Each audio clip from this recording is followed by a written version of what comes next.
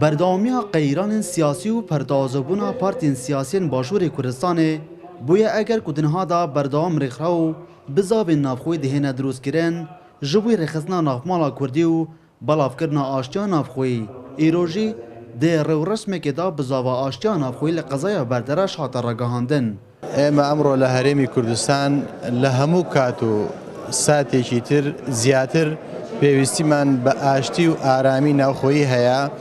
لەبەرەوەی ئاشتی و ئارامی ناوخۆیی تاکە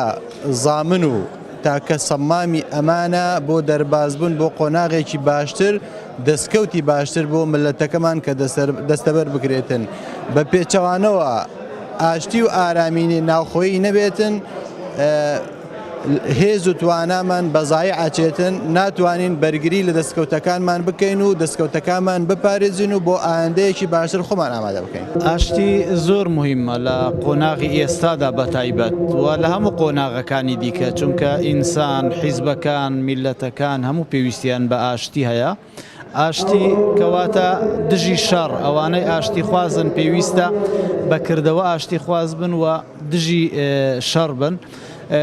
ببین ئێستا مەسەلەن لە هەرێمی کوردستان پێویستە حیزبە کوردیەکان لەگەل یەک ئاشت ببنەوە من دەبینم جۆرێک لە لێکترازان هەیە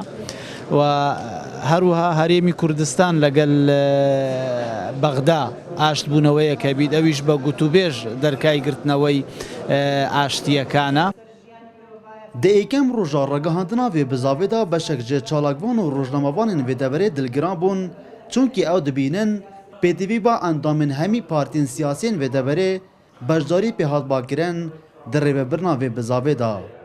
Geleyom li fêrê ev e bûçî ev destehatiya hilbijartin tinê lanekê siyasiyê destnîşankirî bû lê eger tu behsî aştiyê û aştewayê dike li nava welatî da feçend partiyên siyasî li sunûrê qezayê hene pêtiviya lê lanên destnîşankirî li hemû partan hebane yan jî ev kesên dihatin hilbijartin خودین باورنامه‌این تایبەت بنا بواری و که بواری درونی بوارین جواکی بوارین کمالاتی بوی که شیابانه و پروسه سرکفتیانه سر بخن. دناوا و کنفرانسی دا دخواست هات کردن گرنگی به پاراستنا آشتیا نافخویی و رخصتنا نافانا کردی به تدان و او قیران سیاسی نهاین باشور کردستان تدا درباز بن بهینه چاره کردن.